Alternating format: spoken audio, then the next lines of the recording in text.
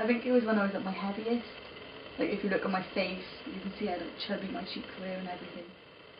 I had a really dodgy haircut as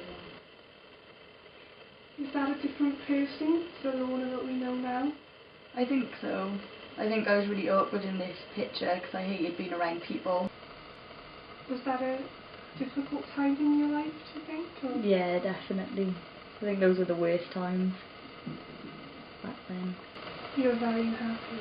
Yeah. Well, my weight plummeted, but I didn't really notice because I was so busy all the time with college and work. Then my mother came home off holiday and just got really upset about how skinny I was.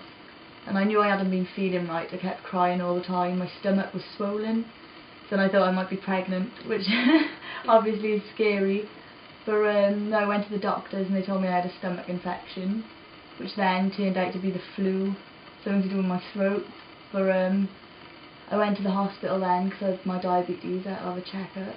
And they went a bit crazy at me, asking if I wanted to be like a supermodel because I'd lost so much weight. My bones were sticking out of my feet and my arms, and I just hadn't really noticed until they sat me down and really had a word with me about it, that I noticed how serious and how much weight I had lost.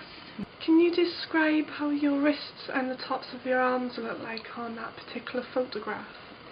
Yeah, they were very... I hadn't realised how thin I was until I seen this photograph. I mean, there's not many of me when I was ill, but you can see how thin my arms actually were, especially my wrists. I mean, if you look at the size of my hands, the size of my wrists is just ridiculous.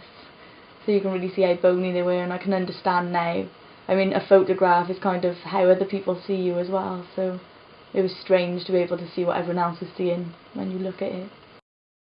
With these people trying to make people feel as if they need to lose weight, you know, it's not so much an illness, but they're still drumming the message into people's heads over and over again. So then, I mean, young girls, 13, 14, looking at all these skinny women in magazines, and they're just about like starting to get their curves with puberty and everything.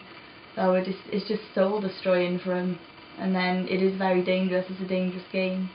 I've never been comfortable with my appearance, but now I am comfortable. And that's contributed to it, is it? I suppose, I think everything has, and just growing into your own personality finally, after growing up like as a teenager, and then you finally grow and you know who you are and what you want. I mean, I've wanted them since I was little, so when I finally got them then, it's kind of like I must have had more confidence than I used to because I got them, where I never used to have confidence. It does take confidence to do a drastic physical change of your appearance, so I feel more comfortable with them now. I mean, I like my hair. So it's nice to like something about yourself.